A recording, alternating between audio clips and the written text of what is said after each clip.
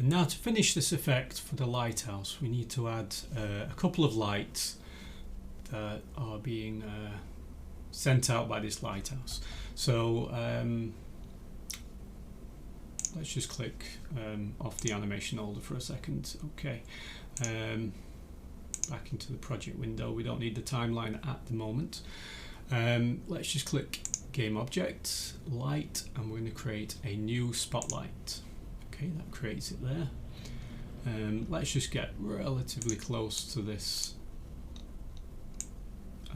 light capsule, about there. Let's, as long as we've got spotlight selected, we're going to click Game Object, Align with View.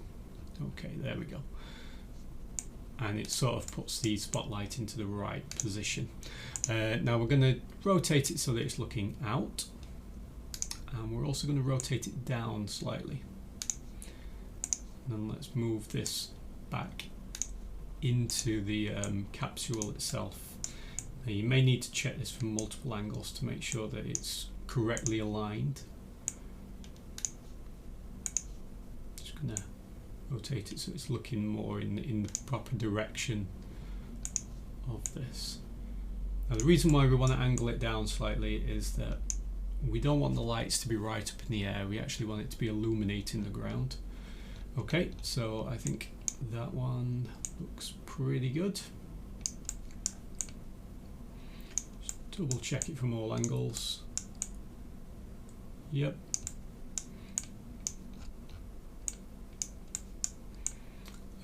Maybe just slightly off there. Just maybe rotate it so that it seems to be coming straight out of there. Okay, I think I'm happy with that. So let's now configure this first light in the inspector. Okay, so it is of a type spot. The range, we're actually going to increase this so that it extends really, really far out across this island, 600. Okay, the spot angle, we are going to make sure this is on, well, we're going to double this, about 65 should be good. Yep, okay. Now the colour, we don't want it to be bright white. We want it to be very much sort of like this sort of bluey colour that we're going for, this kind of theme. So I'm just going to type in an hexadecimal code, all in capitals, AEECF8. Okay, so we get this nice sort of bright blue colour. It's going to be real time, and its intensity is going to be 2. Okay, we don't need an indirect multiplier, so let's just put that on 0. And we definitely don't want any shadows, otherwise that's going to slow everything down. If you do want to experiment with shadows and your computer is capable of running that, go ahead and try it, but I'm not going to do so on mine. So that's one of the lights sorted. Now we need to duplicate this and put it over to the other side. Before I do that, I'm just going to attach this to my assets by clicking and dragging it over my assets. Keep it all organized within this folder. Okay, and the spotlight, I will call this light. Have I spelled that right? Yep, lighthouse light 1. Okay, now obviously to duplicate, just edit and duplicate, or the shortcut is Ctrl+D. Maybe different if you're on a Mac. And let's just change this to Lighthouse Light 2.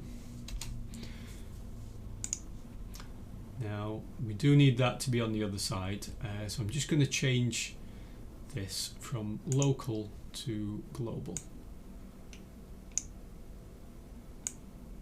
Okay, and then I'm going to rotate so that it's facing out the other way.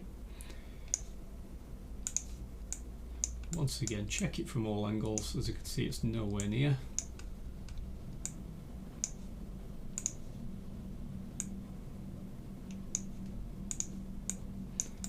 So now it's just a matter of trying to line everything up.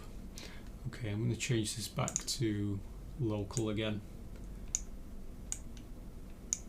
So local just follows the axis orientation of the object itself, whereas global follows the axis orientation of the world itself.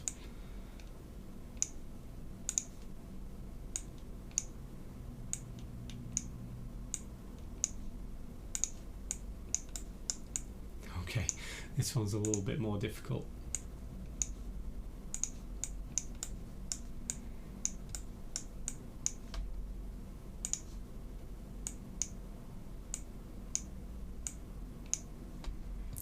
Just going to rotate it around so it looks as though it's actually pointing in the right direction. Ooh, it's very close.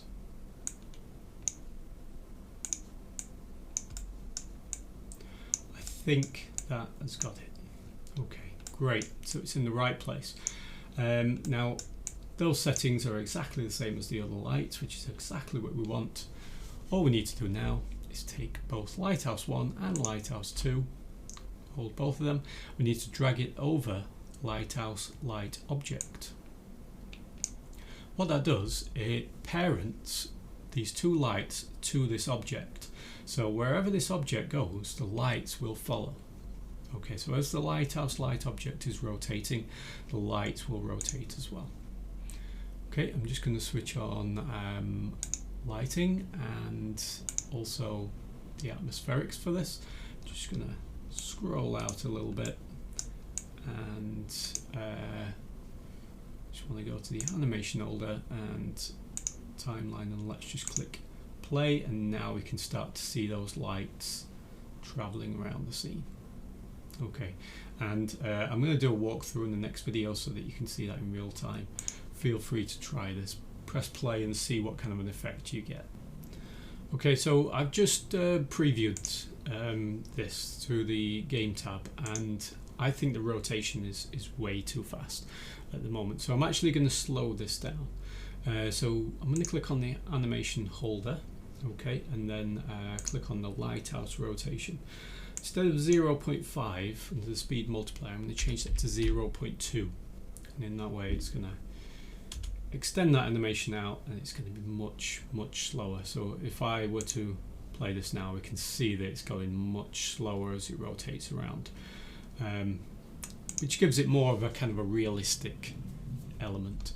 I'm also thinking that this light on the lighthouse, it's just not glowing enough really. I think it should really be emitting more light. So I'm going to go back to the project and just click on this Lighthouse Light material, back to the HDR, and let's just try going to +1, +2 maybe.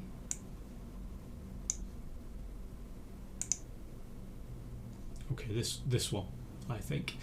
I mean, it's practically white now, but I think that's really starting to glow, and it actually looks like a real light source.